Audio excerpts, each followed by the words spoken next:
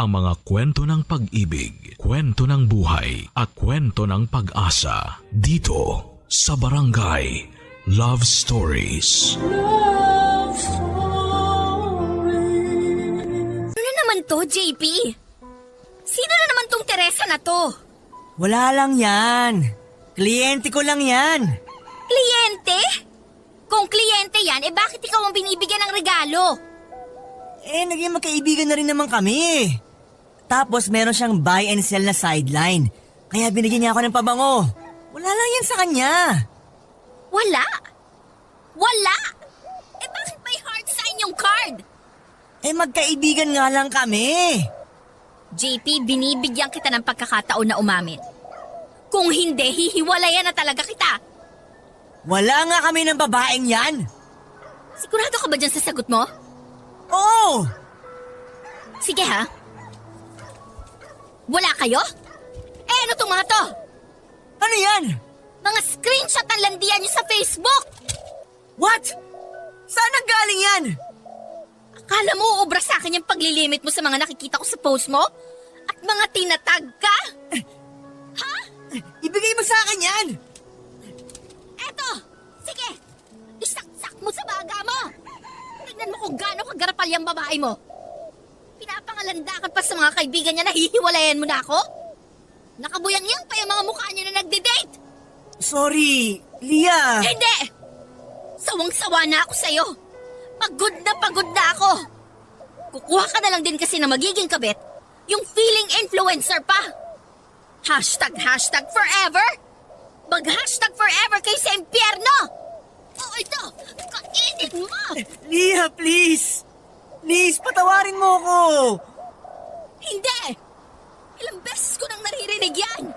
Pero inuulit-ulit mo pa rin. 7 years old na tong anak mo hanggang ngayon. Hindi ka pa rin nagbabago. Lia, please. Hindi ko naman gusto yan eh. Ginagawa ko lang yun para sa inyo. Ano? Para sa amin? Buwang ka ba? Lia, oo, nagkamali ako. Mataas kasi ang posisyon niyan sa multinational company na pinapasukan niya. Kapag nakuha ko siya, sa akin na siya kukuha ng cellphone lines para sa mga empleyado nila. Ah, ganun. Di parang ibinibenta mo na yung sarili mo sa kanya. Nakakadiri ka. Halis na ako. Dadalhin ko na yung anak mo at kahit kailan, hindi mo na kami makikita. Lia, please. Itigil mo na yung ginagawa mo. Please, patawarin mo ako. Nagkamali ako. Itiwan mo ako. Lia, please. Huwag mo akong iwan. Please, Lia. Mahal na mahal kita. Mahal na mahal ko kayo ng anak natin. Narinig ko na yan. Please, pagbigyan mo ako. Pangako, ito na ang pinakahuling beses na panghihinaan ako. Hindi ko na ito ulitin. Please, Lia. Patawarin mo ako. Mahal na mahal kita.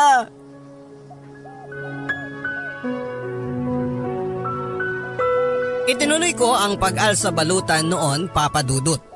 Doon muna kami nanirahan ng anak ko sa mga kapatid ko sa loob ng 1 linggo. At dahil nga first time ko rin ginawa na tinutuo ko ang pag-alis ko, sa kabila ng mga pagmamakaawa na ginawa ni JP, ay naramdaman kong for the first time ay nagulantang talaga siya.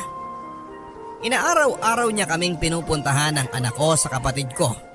Nagmamakaawa at umiiyak na patawarin ko na raw siya. At umabot na nga sa punto na kahit na galit na rin ang mga kapatid ko sa kanya, ay nauna pa silang naantig sa mga paandar ni JP kesa sa akin. Eventually ay bumigay na rin ako kay JP at pinatawad ko siya. At bumalik na rin kami ulit ng anak ko sa bahay namin. Sa pagkakataon na yon ay parang natauhan na nga ng kaunti si JP, Papa Dudut. Nakita ko na mas naging focus siya sa pamilya namin. At ayon sa pang-iisto ko sa babae niya, ay parang tinapos na nga nito ang pakikipagrelasyon niya sa babae. Para mas maayos ang samahan namin, ay sinuggest ng kapatid ko na bakit hindi kami sumali sa isang couples retreat. Holy Week kasi noon at nakita ng kapatid ko na merong isang church group na may gaganaping retreat sa Tagaytay. Noong una ay parang alangan pa si JP na sumama. Pero nakumbinsi ko rin siya na sumama kami dito. Naging enlightening naman ang retreat na sinalihan namin ni JP Papadudut. Nakatulong na for 4 days and 3 nights ay nagkaroon kami ng time ni JP sa isa't isa nang malayo sa trabaho, sa anak namin at sa sibilisasyon. Maraming mga activities sa retreat at nakatulong din ang malaki ang mga group sessions and sharings kung saan ay narinig namin ni JP ang sitwasyon ng iba pang mga couples na kagaya namin ay may mga pinagdadaanan din sa kanilang pagsasama. Pag-uwi namin ni JP sa Maynila ay parang na-refresh muli ang aming samahan. Bukod pa kasi rito ay personally din ay nakatulong ang retreat para mapagmuni-munihan namin ang aming mga pansariling goals na labas sa roles namin bilang mga asawa. Pakiramdam ko noon ay parang eto na nga ang simula ng panibagong chapter sa aming samahan, Papadudut. At akala ko ay napagtagumpayan na nga ni JP ang sakit niya sa pampababae. Pero 1 buwan lang matapos ng aming retreat ay nakaramdam ako na parang may ibang kinikilos na naman itong si JP. Ang una kong duda ay baka may babae na naman siya. Hindi ko kasi matiyak noong una dahil parang may kakaiba sa kilos niya. Hindi katulad ng dati na halos hindi ko madetect na may milagro siyang ginagawa. This time, may mga moments na nahuhuli ko siyang aligaga at balisa. At hindi nga nagtagal ay natuklasan ko, Papadudot, na meron naman pala itong ginagawang kabulastugan. Tingnan mo talaga tong JP na to, oh. Kakamadali na iwan yung cellphone. Saan ba yung nagre-ring na yon? Mr. Chen? Sagutin ko ba? Baka importante ito eh. Tawagan ko ba? Pinago niya lock niya sa phone? Mr. Chen ulit. Babe! Nasaan ka na ba? Kanina pa ako dito! Malulubat na ako! Babe! Ma'am, wala po si Sir dito. Katulong po ako. Naiwan niya yung cellphone niya sa bahay niya. Ha? Ano? Wrong number ata ako. Sorry!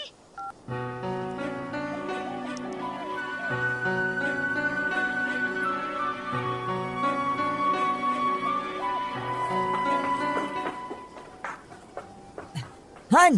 Andito ka pa pala! Oo. Yung phone mo kanina pa ring nang ring. Naku, oo nga eh. Naiwan ko. Kanina pa tawag ng tawag sa'yo si Mr. Chen. Ganun ba? Naku, oo nga eh. Kaya nga ako bumalik. May meeting kasi kami. Late na ako. Okay na. Sinabi ko na sa kanya na naiwan mo yung phone mo. Ha? Sinagot ko tawag ni Mr. Chen. Sabi ko, naiwan mo yung phone mo dito sa bahay at pasensya na. Nakausap mo siya? Oo. Bakit parang na-shock ka? Wala. Bakit hindi mo siya tawagan ngayon? Para magkausap kayo. Etong phone mo. Sige, mamaya na. Hindi, dito na. Tawagan mo na ngayon. Baka nag-aalala na yon. Mukhang malaking kliyente pa naman. Okay. Hi, Mr. Chen. Yes, sorry. Malilate. Aray! Sinungaling! Wala ka namang tinatawagan ah. Nakausap ko na yung Mr. Chen mo. Babae! Baka sekretary niya. Ang sabi, nasaan ka na daw, babe? Baka yung sekretary niya, na mali lang ang tawag. Yung sekretary niya? Ginagamit ang phone ni Mr. Chen? Hoy, Juan Paulo! Huling-huli ka na. Nagpupumilit ka pang magpalusot.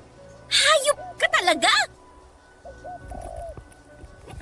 Han, please! Huwag mo akong maanahan! Paritrit-retreat pa tayo? Maski ang Diyos hindi tumatalab dyan sa pambababae mo! May sa demonyo ka na! Han, please! Pag-usapan natin to! Hindi! Tapos na tayo! Han, please! Sige na, aaminin ko na. Nagkamali na naman ako. Han, please, huwag mo akong iwan. Please! Tama na! Pagod na ako sa'yo! Leah, wait. Pakinggan mo muna ako. Charm. Charm ang pangalan niya. Leah, gusto ko nang kumawala sa kanya pero ayaw niya akong i-let go. Hindi ako maniniwala sa'yo! Han, please. This time, nagsasabi na talaga ako ng totoo. Natatakot ako sa kanya eh. Nagtathreaten siya magpapakamatay kung iiwan ko siya. Eh di wag mong iwan doon sa kanya! Han, please. Please, parang awa mo na. Huwag mo ko iwan. Ikaw ang mahal ko. Ayoko sa kanya. Mahal na mahal ko kayo ng anak natin. Katulad ng huli kong ginawa, Papa Dudut, ay nag-alsa balutan ako at tumira muna sa mga kapatid ko. Wala na nga sana talaga akong balak na makipagbalikan pa kay JP. Pero kita ko na this time, yung pagmamakaawa niya at pakikiusap na tanggapin ko siya ay may halo ng depresyon, takot at pagsisisi. Dito na ako napaisip na parang hindi lang basta-bastang relasyon ang kinasangkutan niya sa babaeng yon. Binigyan ko ng pagkakataon si JP na magpaliwanag. Isang araw, nang nagpunta siya sa amin ay hinarang ko na siya at kinausap. At doon ko na nga nalaman ang nangyari sa kanila ng charm na yon. And it turns out, Papa Dudut, na yung charm na yon pala, yung charm ng isa sa mga participants doon sa inatinan naming couples retreat ni JP. Doon pala sila nagkakilala. Pero nang pumunta yon doon ay kasama pa niya ang asawa niya. Ang ipinagtaka ko nga ay naaalala ko nang nag-sharing sila ng asawa niya. Ang nakuha ay ang lalaki ang gustong makipaghiwalay doon sa charm. Ramdam ko na wala ang loob ng lalaki na yon habang nasa retreat kami.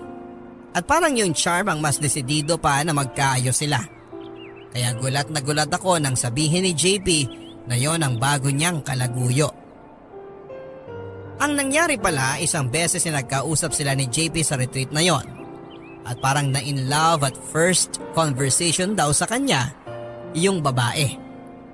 Ito namang magaling kong asawa, dahil napansin niyang parang madali niyang makukuha ang loob ng babae ay nag-take advantage siya. Ang hindi niya alam ay mapofall pala sa kanya ng husto yung babae. Lampas isang linggo mula nang una silang mag-date ng charm na yon, ay tuluyan na raw itong nakipaghiwalay sa asawa niya.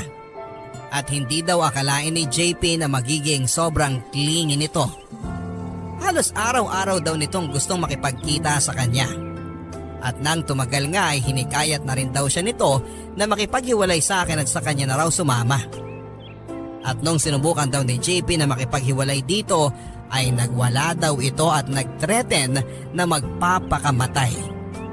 Hindi na raw nahimasmasan si JP at na-realize niya kung gaano kalaking gulo ang pinasok niya. At dahil nga pinutol ko na ang lahat ng communication ko kay JP ay nawalan na rin ako ng balita tungkol sa kanya. Nag-iwan pa ito ng kung ano-anong regalo at pagkain para sa amin. Pero nagbilin ako sa kapatid ko na huwag yung tanggapin. Minsan ay inaabangan din kami ni JP sa school ni Tenten sa oras ng pagsuntuko sa anak namin. Pero hindi ko siya pinapansin at itinuturing ko siyang invisible. At kahit na umiiyak ang anak ko minsan dahil namimiss daw niya ang papa niya, tinitiis ko yon, Papa Dudut. Ang ipinaliwanag ko na lang sa bata ay may kasalanan na ginawa sa amin ang papa niya. At maipapaliwanag ko lang yon sa kanya kapag nasa tamang edad na siya. Ayon sa ate ko ay may 3 linggo din daw na punta sa bahay ng ate ko si JP para hanapin kami. Pero nang tumagal, siguro ay napagod na rin siya. Kaya padalang ang pagbisita raw niya kina ate. Aaminin ko sa inyo, Papa Dudut, namimiss ko rin si JP sa kabila ng lahat ng ginawa niya sa akin. Mahal ko pa rin naman siya at napakahirap din namang pigilan ang damdamin ko. lalo pat napakatagal naming nagsama. Pero tinibayan ko ang loob ko dahil natuto na ako. And in a way ay gusto ko rin siyang parusahan. Nabuhay kami ng tahimik ng anak ko sa loob ng 2 buwan, Papa Dudut. Pero isang araw ay nagulantang ako nang may biglang lumapit sa amin sa restaurant nang patapos na kaming mag-dinner ng anak ko. Walang iba kung hindi si Charm. Waiter, pakibigay na yung bill namin please. Hi, Leah. Charm. This must be Tenten. Tenten, come here. Huwag mong hahawakan ng anak ko. Ang kapal na mukha mo magpakita dito. Wait, I know what you're all thinking. Alam ko masama ang tingin ninyong lahat sa akin dahil sa mga lumabas na photos, pero biktima lang din ako. Anong pinagsasasabi mo? Ikaw mismo nag-upload nun. Hindi ako. Hindi ko rin kalala kung sinong nag-upload ng mga yun. Sinungaling ka. Please, hindi ako nagsisinungaling. Kaya nga ako lumapit sa inyo para magkausap tayo. Umalis ka na! Ate, sige na. Dalhin mo na muna si Tenten sa kotse. Doon na muna kayo. Leah? Sige na ate. Gusto ko rin magkausap kami. Sigurado ka ba dyan, Leah? Oo ate. Doon na kayo ni Tenten muna sa kotse. Susunod na lang ako. O sige. Pero tandaan mo, Charm, ha? Kitang-kita ko kayo sa bintana ng restaurant na to sa labas. Nakamasid ako sa inyo.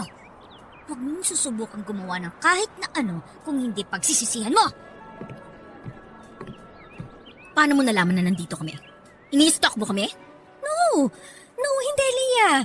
Nagkataon lang na nakita kita dito. Ang alam ko baka ito yung only chance para makausap ka kaya nilakasan ko na yung loob ko. Kung may sasabihin ka, bilisan mo na. Leah, kagaya ng sinabi ko, hindi ako ang nag-upload ng mga pictures and videos na yon. Eh kung hindi ikaw, sino? Hindi ko rin alam, Leah. Hindi ako naniniwala. Niloloko mo ko. Ikaw ang nag-upload nun. Leah, paniwalaan mo ko. Alam ko mali yung ginawa namin ni JP. Nagkasala kami, pero tinapos na namin yun. Maski nga ako, nasira dahil sa mga pictures na yun. Wait, nasira? Ha! Huwag mong gamitin ang salitang yun, Charm. Dati ka nang sira. Ang kaibahan lang, ngayon, mas marami nang nakakaalam sa pagiging kabit mo. Pero ang hindi ko mapapatawad, yung pati kami.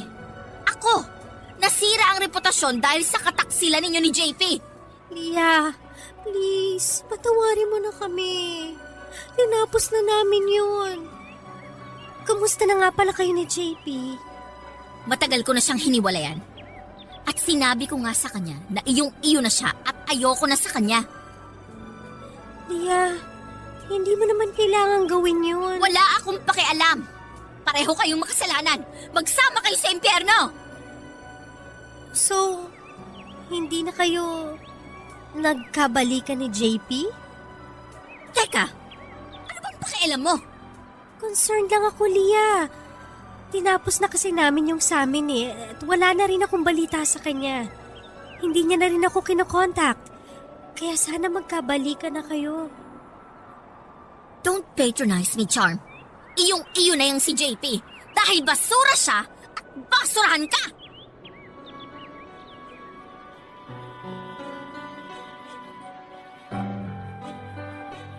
Nagulantang ako sa insidenteng yon, Papa Dudut.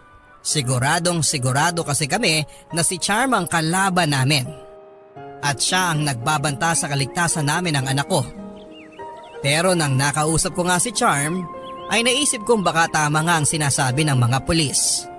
Baka nga hindi naman si Charm ang nag-upload ng mga skandal at baka may iba pang naging kabet o naatraso si JP na gumagawa sa amin ang lahat ng ito. At dahil nga sa mga nangyari ay natempt ako na makipag-usap muli kay JP upang ipaalam sa kanya ang bagong impormasyon at para makatulong na rin siya sa pagtukoy namin at pag-iimbestiga kung sino nga ba talaga ang gumugulo sa amin. Dumagdag ang paranoia ko dahil ngayon ay parang back to zero ang aming investigasyon. Hindi pala namin kilala ang nanggugulo sa amin. At aaminin ko sa inyo, Papa Dudut, sa puntong yon ay naisip ko nga rin na makipag-usap at makipag-coordinate muli kay Charm dahil baka siya naman pala ang may kaaway at may kagalit at nadamay lang kami dahil sa naging ugnayan nila ni JP. Naisip ko sa ugali niyang yon ay baka marami na rin siyang ibang pamilya na sinira bukod sa amin. Isang araw pagdating ko sa reception ay tinawag ako ng guard dahil may nag-iwan daw ng isang parcel nang wala kami sa unit. Bigla akong kinabahan dahil bukod sa mga kamag-anak ko ay walang nakakaalam ng bago naming tinitirhan. At dumoble ang aking takot nang nakita ko ang laman ng parcel. Mga pictures namin ng anak ko na lumalabas at pumapasok sa condominium building namin. Sa likod ng isa sa mga pictures ay may mensaheng nakalagay. Kung ayaw mong mabuhay kayo ng anak mo sa takot, mag-file ka na ng annulment kay JP at palayain mo na siya. Kahit na natakot ako sa pagbabantang yon, Papa Dudut, ay nanaig pa rin sa akin ang pagiging kabitenya ko. Dahil pinipressure ako ng kung sino mang taong yon na makipaghiwalay kay JP ay mas lalo akong nakaramdam na dapat ay hindi ko hiwalayan ang asawa ko. Hindi na ako magpapasailalim sa kung kani-kanino man. Ginawa ko ang pagpapasya at pag-a-adjust na yon sa lampas ng isang dekada kay JP.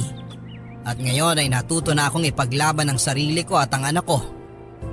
Dahil dito ay pinakonta kong muli si JP sa ate ko at nag-decide ako na kausapin siya. Upang matuldukan na namin sa lalo't madaling panahon kung sino man ang nagbablackmail sa amin ng anak ko. Maraming salamat, Leah, at nakipagkita ka uli sa akin. Kumusta na kayo ni Tenten? Miss na miss ko na kayo. Hindi ba sinabi sa'yo ni ate kung bakit kita ipinatawag? Ha? Hindi. May bago ulit kami nakuhang parcel sa bago naming tinitirhan. May nangi-stock uli sa amin at kinukunan kami ng pictures. Ano? Nakita mo na ang ginawa mo sa amin, JP?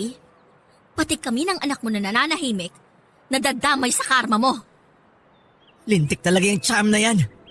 Ayaw kong tantanan. Ipapapulis ko na siya. Hindi si Charm ang nangbablackmail sa amin. What? Paano mo nasabi? Dahil nagkausap kami. Pinuntahan niya kami sa restaurant ni Tenten. What? Pinuntahan kayo ni Charm? Oo, Anong ginawa niya? Anong sinabi niya? ang sabi niya hindi daw siya ang nag-upload ng mga pictures ninyo. Sabi niya, biktima lang siya. Binigay mo ba yung bagong address niyo sa kanya? No! Why would I do that? Leah, nasundan niya kayo. Baka nung galing kayo sa restaurant, sinundan niya kayo. What? JP, kung ang pakay lang ni Charm ay ipahamak at takutin kami, bakit pa siya nakipag-usap sa akin? Pwede niya namang gawin yon na hindi namin nalalaman bilang nandun na rin naman siya sa restaurant at nakita niya kaming kumakain. Hindi ko alam. Nalilito na rin ako. Meron pa ba siyang ibang sinabi? Ang sabi niya lang, tinapos niyo na raw ang relasyon ninyo. Kaya sana nga daw magkabalikan na tayo. Akala niya siguro kapag nagkabalikan tayo, mabubura na ang mga kasalanang ginawa niya. Leah, nagfi-fish si Charm ng impormasyon sa'yo. Ano? Leah, sa tingin ko, may sakit na si Charm sa pag-iisip. Naman! Kahit sino naman kumakalantari sa asawa ng iba may sakit sa pag-iisip. At pati ikaw, meron din. Leah, hindi lang basta-basta ang sakit. I think, capable siya na manakit ng tao dahil sa pagka-obsess niya sa akin. Leah, may aaminin ako. Ano yun? Mga 2 or 3 months ago, nakipagbalikan ako kay Charm. Any good for you! Leah, ginawa ko yun para sa inyo ni Tenten. Hindi ako tinatantanan ni Charm. Sa phone, sa bahay, sa bago kong opisina, nagmamakaawa siya na magbalikan na kami. And the more na iniiwasan ko siya, mas lalo siyang nagiging bayolente. Palagi niya kayong sinusumpa na may mangyayari sa inyong masama ni Tenten kapag hindi ko siya binalikan. At alam kong kahit dinadaan niya lang sa ganun, pambabanta na rin yun. Ano? Kahit ganun si Charm, tuso siya. Alam niya na hindi pwede maging pruweba yung mga ganong salita lang kapag kinasuhan siya. Alam niya rin kasing marami akong mga naging babae dati na pwede maging suspect sa mga nangyayari ngayon. Ikaw ang may kasalanan ng lahat ng to, JP. Ano? Akala mo lahat malulusutan mo? O edi nakakuha ka ngayon ng katapat mo? I'm sorry. I'm sorry, Leah. Kaya nga ako nakipagbalikan sa kanya eh. Kahit na labag sa loob ko. Para hindi na niya kayo idamay. At para patahimikan na niya kayo ni Tenten. Pero hindi ko na talaga kinaya. Nakipaghiwalay din ako sa kanya mga 2 weeks ago. Tinakasan ko siya. Lumipat rin ako ng bahay. Nag-resign ulit ako sa nilipatan kong kumpanya. Naging kampante ako kasi alam ko rin na hindi na niya kayo mahahanap ni Tenten dahil lumipat na kayo. Pero natuntun niya pa rin kayo. Leah, sigurado ako. Si Charm ulit tong nanggugulo sa inyo. I'm sorry. JP, hindi kita mapapatawad hanggang kamatayan. Sana hindi na lang tayo nagkakilala. Sana hindi na lang kita minahal.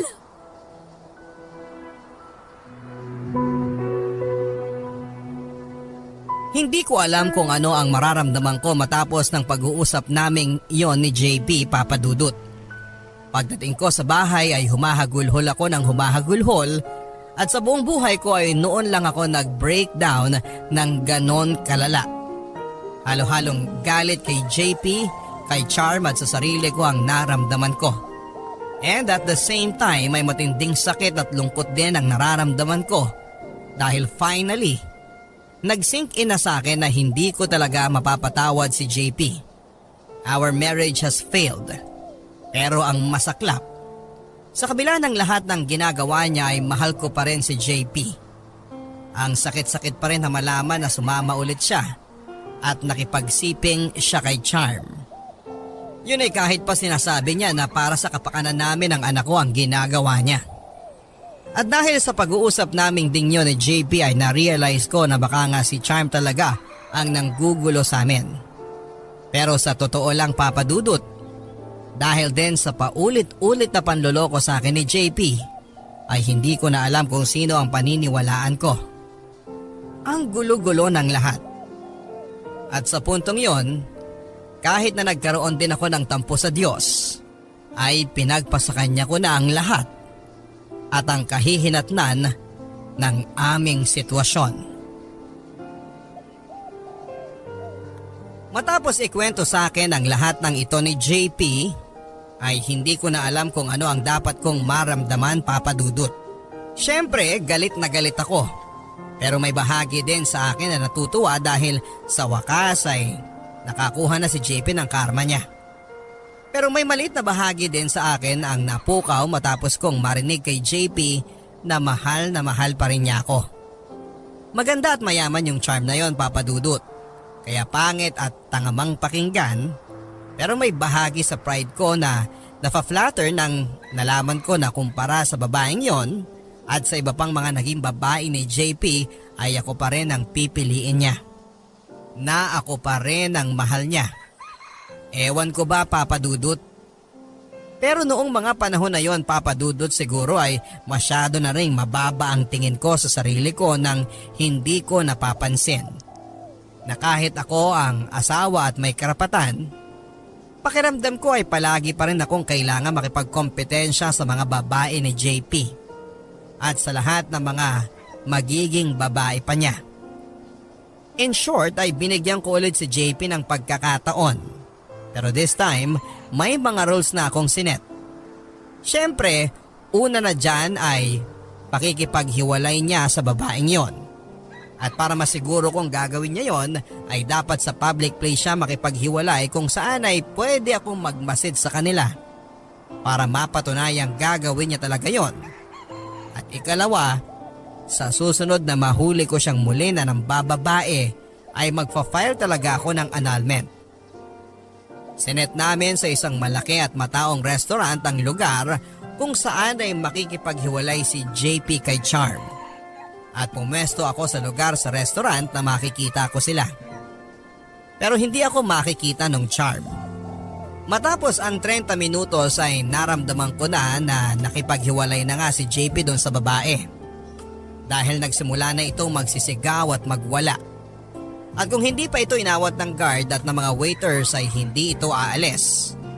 Ang huling sinigaw ng babae bago umalis ay walang ibang pwedeng makinabang sa'yo, JP. Ako lang.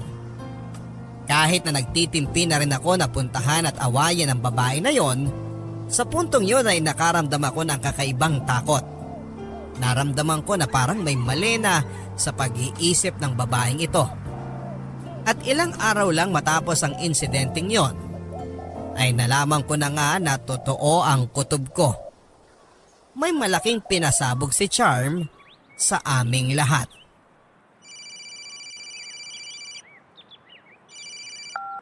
Hello, ate? Lia, nakita mo na ba? Ang alin? Naku, mag-online ka. Ha? Ang ano? Nag-grocery ako eh. Buksan mo yung mga social media accounts mo. Yung kabit ni JP. Kung ano-anong pinopost. Ha? Sino sa mga naging kabit niya? Hindi ko kilala. Mukhang fake account ang gamit eh. Bakit anong sinasabi sa mga post? Nag-post ng maraming mga picture at video scandal nila ni JP. Ano? Oo, nakatag si JP at nakatag ka. Teka, sige, i-check ko.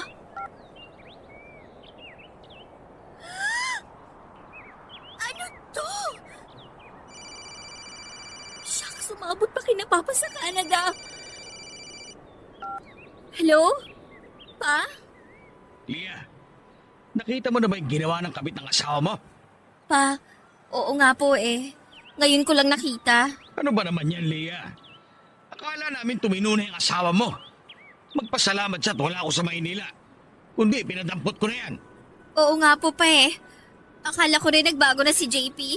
Ang mama mo nagpanic attack. Yung mga pamangkin mo mga bata, nakita na rin yata ang mga picture at video. Makipaghiwalay ka na dyan. Yun lang ang sasabihin ko sa'yo. Diyos ko. Ano ba naman to?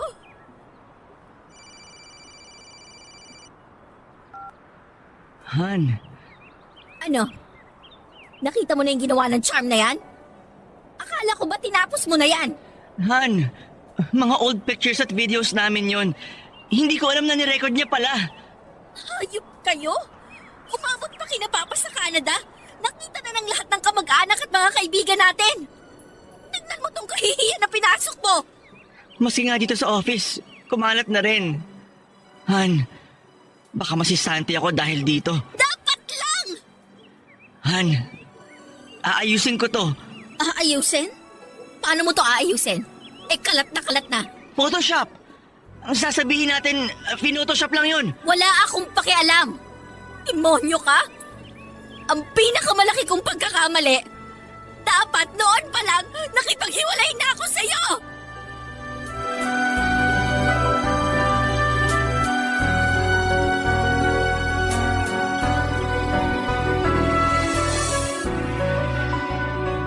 Nag-mass report kami sa fake account na ginamit ni Charm Papadudut. At sa kabutihang palad ay close naman ang account na yon. Pero kahit na ganoon pa man ay nasira na kami ng husto sa mga kamag-anak at kakilala namin. At kagaya nga ng inaasahan ay nasisante rin si JP sa opisina niya. Kakasuhan sana namin si Charm pero dahil sa fake account nga ang ginamit niya para mag-upload ng mga videos at pictures na yon ay nahirapan kami para humanap ng pruweba. Sa aking pag-iimbestiga ay bago ko pa nahuli si JP at si Charm ay inad na pala ako ng fake account na yon sa mga social media accounts ko. Ang ibig sabihin ay matagal na rin pala itong ginagamit ng babae para magmasid at makakuha ng impormasyon tungkol sa amin. Doon ko na-realize na dapat nga talaga ay hindi basta-basta nag-a-add ng mga tao na hindi mo naman kilala sa social media. Dahil kagaya nga ng nangyari sa amin, ay yon ang naging paraan para masira kami. Nakakapanlumo dahil sa simpleng bagay na pagkakamali kong yon ay napakalaki ng naging masamang epekto sa aming buhay. Hindi na rin kami bumalik ng anak ko sa bahay namin ni na JP. At doon na lamang kami na malagi sa bahay ng mga kapatid ko. Si JP naman tulad ng dati ay halos araw-araw pa rin kaming pinupuntahan sa bahay para magmakaawa na patawarin na siya. At nangakong magbabago na raw talaga siya. Matapos daw ng insidenteng yon ay natutunan na niya ang kanyang lesson. Kaya't hindi na raw niya talaga ito uulitin pa. Pero sa pagkakataon na yon, Papa Dudut, ay tinagasan ko na ang sarili ko. Tiniis ko si JP. At hindi ko siya pinatawad at tinanggap. Pero kahit na gusto ko ngang makipaghiwalay na talaga kay JP at makapag-move on na sa lahat ng nangyari sa amin, ay hindi tumigil si Charm sa panggugulo sa amin.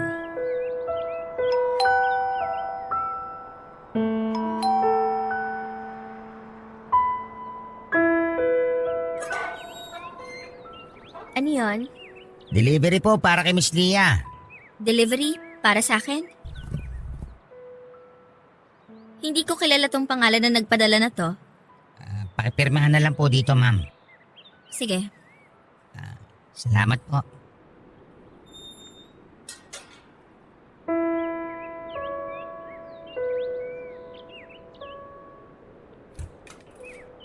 Ate, may kakilala ka bang Ronnie? Wala, bakit? May nagpadala kasi sa akin itong parcel eh. Hindi ko naman kilala. Shucks, nakakatakot yan ha. Pero baka naman kung ano lang yan. Buksan ko ba? Sige, hindi naman siguro bomba yan dahil sa envelope lang nakalagay. Sige na nga, buksan ko na. O bakit? Ano ba yan? Sino itong nagpadala na to? At saan niya nakuha yung mga pictures namin? Lia, ano yan? Mga kuha sa'yo kapag sinusundo mo sa school si Tenten? Hindi lang yun, ate. Ito pa mga pictures namin sa mall. Sa children's party. Sa simbahan. My gosh, Lia! May stalker kayo! Si Charm to. May sulat. Pakawalan mo na ang asawa mo para sa kapakanan mo at ng anak mo. Nagmamahalan kami ni JP. Isumbong mo sa pulis! Leche talaga yung JP na yan. Kahit nahiwalay na kami, ayaw kaming tantanan ng Charm na yan.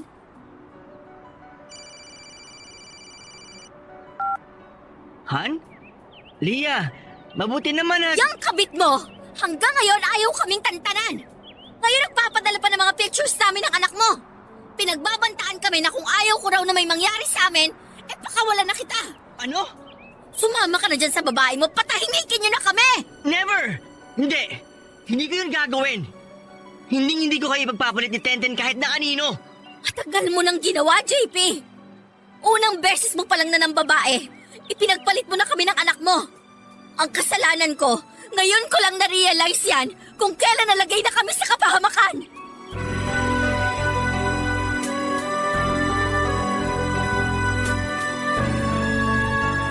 Nireport namin sa pulis ang nangyari sa amin, Papa Dudut. Pero dahil maingat at tuso nga si Charm ay wala namang kaming konkretong ebidensya na pwedeng ihain laban sa kanya. At nang tinanong kami ng pulis kung si Charm lang daw ba ang pwedeng gumawa sa amin noon, ay hindi rin kami masyadong makasagot ni JP. Sa dinami-dami kasi ng mga naging babae ni JP na pinaiyak niya at pinaglaruan, ay doon nga namin na-realize na kung tutuusin ay marami rin palang pwedeng magkaroon ng motibo na sirain kami at paghigantihan si JP. Pero itong si JP, ewan ko. Siguradong sigurado daw siya na si Charm daw yon dahil sa lahat daw ng mga babaeng naging kabit niya ay eto raw ang pinaka-disturb at may violent tendencies. Pero kahit na ganoon na nga ay hindi pa rin daw konkretong ebidensya ito. Maaaring ibang tao pa rin daw ang may gawa nito. At maaaring nagkataon o sinabayan lang ang nangyaring iskandalo sa amin sa social media. At para sa kaligtasan ng anak ko ay minabuti naming lumipat ng bahay, Papa Dudut. Inalertuhan na rin namin ang barangay ni na ate para makapagronda ang mga tanod gabi-gabi. At nagpakabit na rin kami ng CCTV sa bahay ni na ate para din sa sarili nilang proteksyon. Samantala, lumipat kami sa isang kondo ng anak ko para rin sa mas mahigpit na security. At nang sa ganoon ay hindi basta-bastang makakapasok ang kahit na sinong hindi dumadaan sa receptionist. Maski kay JP ay hindi namin sinabi kung saan kami lumipat. At mahigpit din naming pinagbabawal kina ate na huwag nilang sasabihin kahit na kanino ang bagong eksaktong address namin. Para yung isang bangungot papadudot. Nabuhay kami at ng mga kapatid ko sa takot at pangamba. At ang tanging nagpapalakas na lang sa akin ang mga panahong yon ay ang aking anak. Kailangan kong maging malakas at matapang para kay Tenten.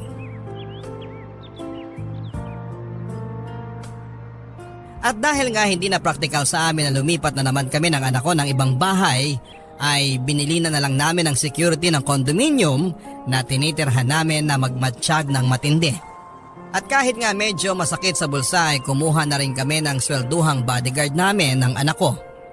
At para sigurado kaming mapagkakatiwalaan ay malayong kamag-anak din namin ang kinuha naming bodyguard. Labag man sa loob ko ay dumalas na rin tuloy ang pagkikita namin ni JP dahil sa investigasyon. Dahil alam naming nakamatsyag na si Charm sa condominium na tinitirhan namin ay naisip namin na ng mga pulis na gawa ng entrapment para mahuli sa akto kung sakaling si Charm nga talaga ang may kagagawa ng lahat ng mga pangyayari. At dahil sa alam naming si JP ang pakay nito, ay napagdesisyon namin na siya ang gawin naming pain kay Charm. Pinapunta namin si JP sa kondo. At pagkakyat niya sa unit namin ay kinabitan namin siya ng hidden mic at camera. At pag alis ni JP sa condominium ay umepekto na ang aming entrapment. Sinundan siya ni Charm. JP, Charm? Sinundan mo ako? Hayop ka, JP! Bakit mo ako iniwan? Bakit bigla ka nawala? Pinagmukha mo ako tanga! Charm! Minahon ka na!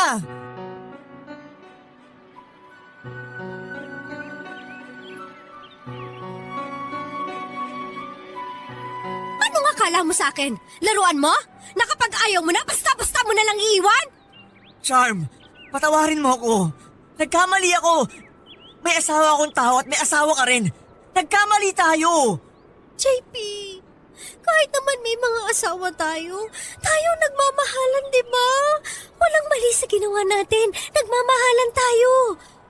Charm, si Leah ang mahal ko. I'm sorry. Hindi! Hindi ako naniniwala.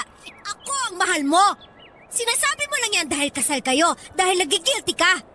JP, please. Huwag mong panlabanan ang nararamdaman mo. Alam ko mahal mo rin ako. Walang masama sa nararamdaman natin. Charm, tama na. Hindi kita mahal. Mahal ko ang asawa ko. Kalokohan!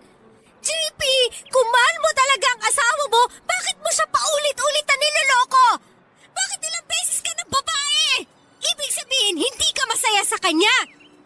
Nagkamali ako, Charm. Pinagsisisihan ko ng lahat ng nagawa ko. JP, makinig ka sa akin, okay? Hindi mo mahal si Leah. Bakit nung tayong magkasama, ang saya-saya natin? Diba? Halos araw-araw nagtatagpo tayo, sabik na sabik tayo sa isa't isa. Charm, bitiwan mo ako! I love you, JP. Huwag mo labanan. Alam kong ako ang mahal mo. Bitiwan mo ako! Tapos na tayo! Si Leah ang mahal ko! Hindi yan totoo! Nangako ka sa akin na iiwan mo na siya! Nangako ka sa akin na ako ang pipiliin mo! Na makikipag-anal ka sa kanya at ako ang makakasalan mo! Ay, sinungaling ako sa'yo! Sinabi ko lang yun para tantanan mo na si Leah at ang anak ko!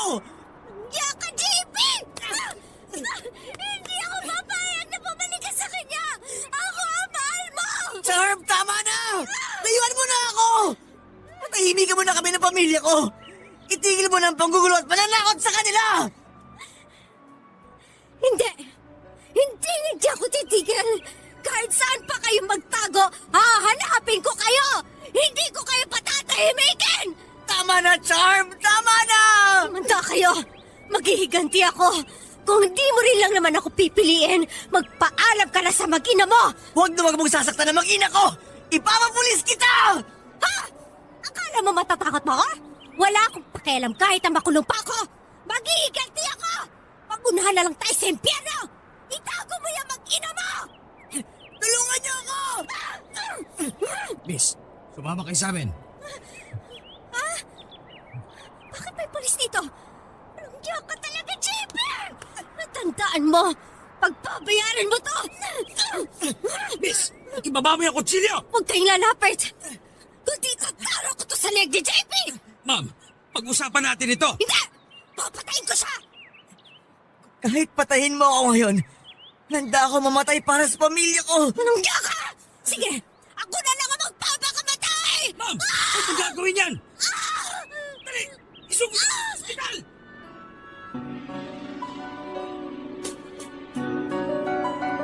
Sinaksak ni Charm ang tagiliran niya. Pero kahit na marami ang dugo na nawala sa kanya, ay umabot pa rin naman siya sa ospital nang itinakbo ito ng mga pulis. Naligtas sa kamatayan si Charm. At nang nakarecover na ito, ay dinala na rin siya sa psychiatric ward. Nangingilabot pa rin ako sa mga nangyaring entrapment kay Charm, Papa Dudut. Hindi ko akalain na gano'n na pala kalala ang pagka-obsess ni Charm kay JP. Nahumantong na siya na kaya na niyang makapatay ng ibang tao, pati na rin ang sarili niya. Gayunpaman ay nagpapasalamat ako sa Diyos at natapos na rin ang paghihirap naming mag-ina. Nahuli na si Charm at sa ngayon ay ligtas na kami sa kapahamakan. Ilang linggo matapos ang insidenteng yon ay unti-unti na rin kumalma ang puso ko, Papa Dudut. Yung galit at takot kay Charm dati ay parang napalitan ng awa para sa kanya. Lalo pa nang nalaman kong lumala daw ang sakit nito sa pag-iisip. Gayunpaman ay nag-decide ako na mas makakabuti at makakasiguro ako sa kaligtasan naming mag-iina kapag nag-migrate kami sa Canada. At kahit din natuldukan na ang madilim na pangyayaring yon sa aming buhay mag-asawa, ay minabuti ko rin na hindi makipag-reconcile kay JP, Papa Dudut. Ang sabi ko sa kanya ay kailangan ko ng space para makapag-isip at makapag-decide kung tatanggapin ko ulit siya. Pero nang nag-decide ako na lilipat na kami sa Canada ni Tenten ay kinausap ko ng maayos si JP. Kahit naman kasi papaano, siya pa rin ang ama ng anak ko. JP, kaya ako nakipagkita sa'yo kasi may sasabihin akong mahalaga. Ano yun, Leah? JP, nagdesisyon na ako na mas makakabuti kung mag-migrate na kami ni Tenten sa Canada. Ha? JP, hindi biro yung nangyari sa atin. Nalagay kami sa kapahamakan. At alam kong galing sa may kayang pamilya si Charm. Maaari ngayon ligtas kami. Pero natatakot ako na balang araw balikan niya kami. Naintindihan ko. Pero Leah, paano tayo? I'm sorry, JP. Pero sa ngayon, hindi ko pa kayang patawarin ka. Leah, please. Mahal na mahal ko kayo ni Tenten. Nagsisisi na ako. Nakita mo naman, ibinuwis ko na nga ang buhay ko para sa inyo. Alam ko. Salamat. Pero JP, sana ma-realize mo rin na hindi naman tayo dapat humantong sa ganito eh. Kung naging mabuti at tapat na asawa ka lang. At kung noon pa, hindi ko na kinonsintihan pambababae mo. Leah, patawarin mo ako. Alam ko na ng babae ako dati, pero natuto na ako. Hindi ko na yun uulitin. Matapos na nangyari sa atin, hindi ko na rin kayang mambabae ulit. Pero JP, tingnan mo. Pakinggan mong sarili mo. Yan bang sinasabi mo? Natuto ka na? Hindi ka naman bababae? Nagmula sa totoong pagmamahal mo sa akin? O dahil sa trauma na dinanas mo? Leah naman, huwag mo naman akong gantuhin. Mahal kita. Paniwalaan mo ko. Hindi ko kayang mawala kayo sa buhay ko. Alam mo, JP, naaalala ko pa rin yung narinig ko na sinabi ni Charm dun sa entrapment eh. Kung mahal mo talaga ako, Bakit paulit-ulit mo nga akong niloloko? Bakit never akong naging sapat sa iyo? Dahil tanga ako. Hindi ko na-realize dati na nasa akin na pala ang lahat. At dahil sa kababahon ko, kahit na may asawa at pamilyado na ako, kailangan ko pa rin maramdaman na may nakakagusto pa rin sa akin mga babae. Naging tanga at makasarili ako, Lia. Patawarin mo ko. Yung pagpapatawad, siguro balang araw magagawa ko rin, JP. Pero yung tanggapin kang muli bilang bahagi ng buhay ko, namin ng anak mo, parang huli na. Lia, please. Huwag mo namang sabihin yan. Lia, maghihintay ako. Kahit gaano pa katagal, papatunayan ko na nagbago na ako. Papatunayan ko sa inyo ni Tente na mabuting asawa at ama na ako. Na mabuting tao na ako. JP, sinasabi mo lang yan ngayon. Lia, pinapangako ko. Maghihintay ako. Paano kung nakapagdesisyon na ako? Paano kung hindi na kita tanggapin pa kailanman? Then I probably deserve it. Lia, mahal ko kayo. Sige, kahit di na kayo bumalik, kahit di na tayo magkaayos, lagi mo tatandaan na nandito lang ako. Umaasa. JP, huwag mo na akong pahirapan. Sige, alis na ako. Lia, please. Please, wag muna. 15 minutes. 10 minutes. Sige, kahit na 5 minutes lang. Dito ka muna. Stay with me. Hawakan mo tong kamay ko. Please. Thank you. Thank you, Lia. Hayaan mo muna ako na maalala ko itong mga huling minuto nating ito. Yung pakiramdam ng kamay mo na nakahawak sa kamay ko. Dahil baka ito na ang huling sandali na magagawa ko to.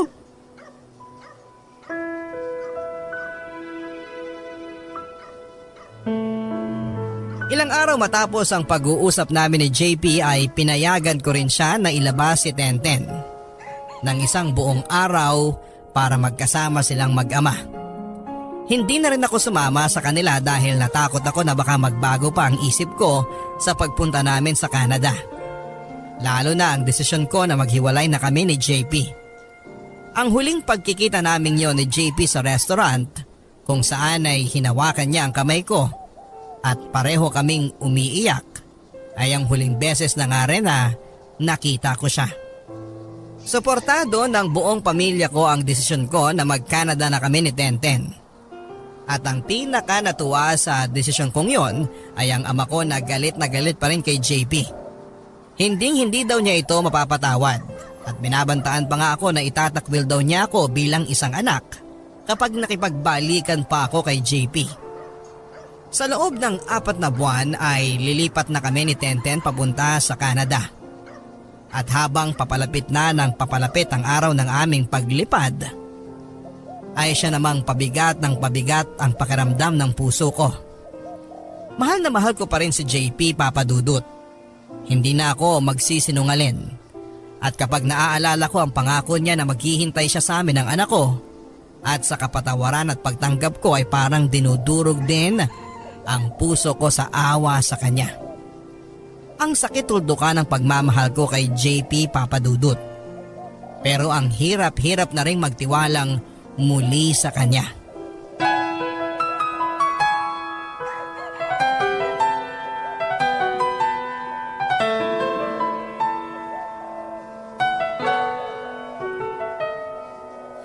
Ang buhay ay mahiwaga, laging may lungkot at saya. Sa Papa Dudut Stories, laging may karamay ka.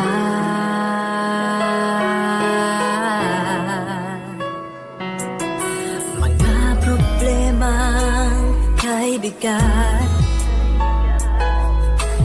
dito ay pakikinggan ka. Sa Papa Dudut Stories, kami ay iyong kasama. Dito sa Papa Dudut Stories, ikaw ay hindi nag-iisa.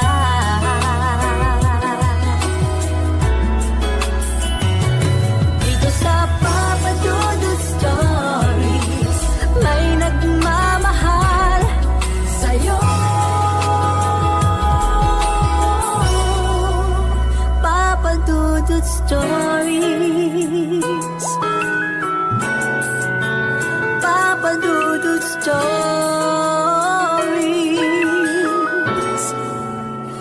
Papa Dudut Stories. Ang sabi nila, ang lahat ng pagsubok na ibinibigay sa buhay ng tao ay may dahilan. Pero hanggang kailan mo kakayaning pasanin ang pagsubok na yon para lamang mahintay ang sagot sa tanong na ano nga ba ang dahilan para lumaban at patuloy na mabuhay? Dear Papa Dudut, isang magandang araw sa lahat ng mga kapuso at kabarangay na nakikinig ngayon sa inyong programa. Ako nga pala si Dexter, 36 years old at nagtatrabaho sa isang advertising company dito sa Mandaluyong. Sa totoo lang, ngayon pa lamang ay medyo naluluha na ako habang sinusulat ko ito. At sana ay may share ko ng maayos ang kwento namin ni Aubrey. Papadudot, bago pa lamang ako noon sa kumpanya bilang isang production artist nang makilala ko si Aubrey. Siya ang aming creative director. Sa unang beses pa lamang na pagkikita namin sa opisina niya para ipaalam sa akin ang mga dapat at hindi ko dapat gawin sa oras ng trabaho, ay aminado akong attracted na ako sa kanya. Maganda kasi talaga siya, Papa Dudut. Matangos ang ilong, makinis ang mukha at singkitin ang kanyang mga mata. Idagdag pa na maganda ang kutis niya at balingkinitan ang kanyang katawan. At para mas lalo ninyong ma-imagine kung gaano siya kaganda, ay malaki ang pagkakahawig niya kay Miss Sanya Lopez. Kaya walang lalaki ang hindi hahanga sa unang beses na makita siya. Pero sa kabila ng napakagandang mukha ni Aubrey, ay ang pagiging mataray at suplada niya, Papa Dudut. Medyo perfectionist siya pagdating sa kanyang trabaho. At sa konting pagkakamali mo lamang ay ipaparamdam niya sa iyo na parang ikaw ang pinakabobong empleyado niya sa opisina. Minsan ko na kasing naranasan na masigawan niya nang nagkamali ako sa trabaho. At paglabas ko nga ng opisina niya, naabutan ko pa ang mga kasamahan ko sa trabaho na nagkakatuwaan at nagpupustahan kung hanggang kailan daw kaya ako tatagal bilang production artist ni Aubrey. Marami na raw kasi ang nag-resign dahil sa ugali niya. At akala ko rin na hindi ako tatagal sa trabaho ko. Pero hindi ko napansin na halos 1 taon na pala ako dito sa kumpanya. Papadudot, sa mga kaopisina ko rin nalaman na si Aubrey ang tipo ng babae na walang alam puntahan kung hindi bahay at trabaho lang. At kahit kailan daw kasi ay hindi siya sumama sa kahit na anong get-together na para sa mga empleyado. Wala rin siyang kahit na sinong matatawag na kaibigan o close man lang sa opisina. Siguro nga kasi ay masyado siyang mataray. Siya yung tipo ng boss na kahit konting pagkakamali lang ng isang empleyado ay parang magugunaw na ang mundo sa galit. Hoy Lily, thank you dito sa regalo ah. Kailangan ko talaga nito kasi wala na akong lalagyan ng mga sapatos sa bahay. You're welcome! O ikaw naman, Dexter, sino nabunot mo sa exchange gift natin? Ikaw na lang ang hindi pa nagbibigay ng regalo, ah. Ay, wala siya dito eh. Paano wala? Halos lahat naman tayong creative team. Nandito na sa pantry. Nauna na nga lang kumain yung iba. Except for Dragonessa Queen! Oo nga, no? Sanay na kasi akong hindi siya nakikita every mini Christmas party natin at exchange gift. Counted nga pala siya. Oo, counted siya. Ako pa nga ang nabunot niya eh. Nakita ko na lang kanina na may regalo sa table ko. Kaya palang aga niyang pumasok kanina. Ayaw niya siguro may makakita sa kanya na naglalagay ng regalo sa table mo. Siguro nga. Kasi ako yung pinakauna sa atin pumasok pero pagdating ko kanina, nasa table na siya ng office niya. So paano ba yan, Dexter? Mukhang kakailanganin mo talagang pumasok sa isang nag-aapoy na kuweba para maibigay ang regalo mo sa kanya. Ay, dali mo na rin tong pagkain niya. Pinagtabi na namin siya kasi alam namin na hindi siya pupunta dito sa pantry para makipag-celebrate. Bakit naman? Dahil ba sa religion niya? Hindi, no? Alam mo yan si Dragonesa? Sa ilang taon namin nagpapasko dito sa opisina, kahit kailan, hindi pa nakipag-celebrate sa amin. Eh paano makikiselebrate? Subsub nga sa trabaho. Lunch break nga niya, hindi siya lumalabas ng opisina niya. Kasi nga, mas gusto niya mag-amoy kuweba siya kaysa makibonding sa atin. Nako, good luck sa'yo, Dexter, kung paano mo ibibigay yung regalo mo sa kanya. Sama pa naman ang ugali nun. Kaya baka tarayan ka lang niya kapag inabot mo na yan. Ikaw talaga, Nolan. Kung ano-ano na naman ang sinasabi mo tungkol kay Miss Aubrey. Mabait naman yung tao. Strikto nga lang pagdating sa trabaho. At iba ang istrikto sa masama ang ugali. Pero na rin yun. Di wala nga siyang pakialam sa mga kasama niya sa trabaho eh. Sinabi mo pa. Naalala ko tuloy nung nagkasakit ang anak ko, tapos 1 linggo akong absent. Hindi nga niya ako binigyan ng suspension dahil sa absent ko. Pero hindi niya rin in-approve ang mga emergency leave request ko. Ilang araw tuloy akong walang sinweldo nang dahil sa kanya. Pero diba in-explain naman ni Miss Aubrey kung bakit hindi na-approve ang mga leave request mo? Dahil wala kang na-submit na medical documents that time. Required kaya yun para sa mga nagli-leave. Kahit na, no? Yung ibang manager nga ina-approve yun. Siya lang talagang hindi pumapayag. Sa tingin ko, sumusunod lang naman si Miss Aubrey sa policy ng opisina natin. Perfectionist nga kasi sa trabaho si Miss Aubrey. Kaya ayaw niya nang may nagkakamali. Mas lalong ayaw niya sa mga empleyado na hindi sumusunod sa policy niya at ng opisina na to. Saka pwede ba, iwasan na natin ang pagsasalita ng negative sa kanya. Hindi pa naman natin siya kilala talaga para husgahan natin yung buong pagkatao niya.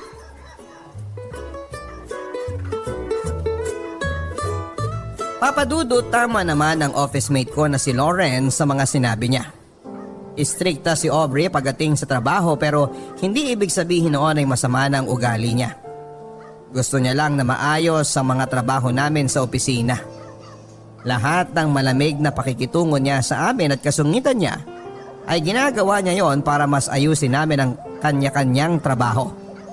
Isa pa ay hindi naman talaga namin siya kilala para husgahan sa kung sino talaga siya. Papadudot natapos ang mini Christmas celebration na walang Aubrey na dumating para makijoin sa amin. Ang sabi ni Lauren ay normal na raw yon. Mas magugulat pa raw sila kapag bigla na lang sumulpot at nakikain si Aubrey. Kagaya ng dati ay nakakulong lamang siya buong maghapon sa opisina niya. Ni hindi ko siya nakitang lumabas para kumuha ng pagkain o inumin. Medyo pinoproblema ko tuloy kung paano ko ibibigay sa kanya ang regalo ko at ang ibinili na pagkain sa akin na para sa kanya. Sa totoo lang, Papadudot, ay natuwa ako ng pangalan niyang nabunot ko para sa exchange gift namin. Kahit noong una ay napapaisip na kagad ako sa kung ano kayang regalo ang ibibigay ko sa kanya at kung paano ko yon iaabot. Pero mas nangibabaw pa rin ang tuwa dahil magkakaroon ako ng dahilan para makausap siya ng hindi related sa trabaho. Sa totoo lang, para kasing ang hirap niya kasing lapitan at kausapin. Lalo na kung hindi trabaho ang pag-uusapan. Kaya naman magkahalong kaba at excitement ang naramdaman ko habang inaabangan ko siyang lumabas ng opisina niya. Kaya lang nang ma-imagine ko na baka tama si Nolan at tarayan niya lang ako kapag binigay ko sa kanyang regalo, ay nag-decide akong ilagay na lang yon ng palihim sa opisina niya. Papadudot, pakapunan nang sa wakas ay magbukas ang pinto ng opisina ni Aubrey at lumabas siya para siguro kumuha ng tubig sa pantry. Saglit akong pumasok sa opisina niya at nilagay ang regalo ko para sa kanya, pati na rin ang pagkain. Nang makabalik ako sa table ko ay medyo nakahinga na ako ng maluwag at muling nakapagtrabaho ng maayos.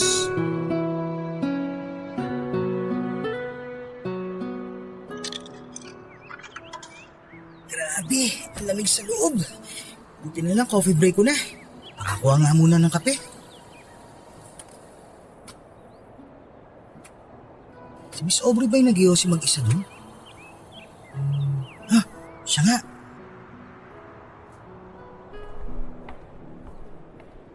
Miss Aubrey, gusto mo ng kape? Hindi, okay lang. Salamat. Ikaw, Yossi, gusto mo? Meron pa akong extra. Hindi po kasi ako nagsisigarilyo eh. Magkakape lang po talaga ako kasi sobrang lamig po doon sa loob ng opisina. Pwede ba wag mo na nga akong pinupo? Mas matanda ka pa kaysa sa akin. Okay, sige.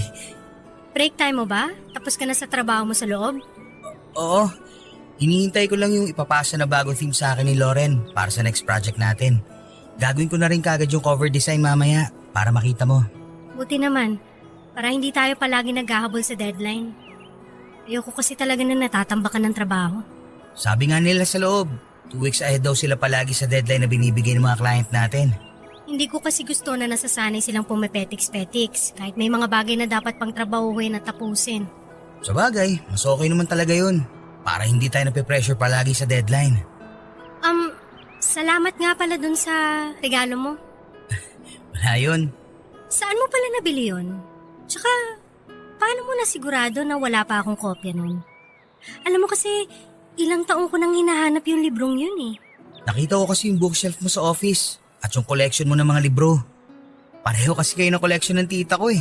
Kaya napansin ko na parang kulang ka ng isang title ng book na yon. Talaga? Mahilig din siya magbasa ng novel? Oo, lalo na ng mga romance novel. Actually, kung mapapansin mo nga, medyo luma na yung binigay ko. Hiningi ko lang kasi yun sa kanya. Kaya dinagdagan ko na lang ng imported na tsokolate yung regalo ko sa'yo. Okay lang.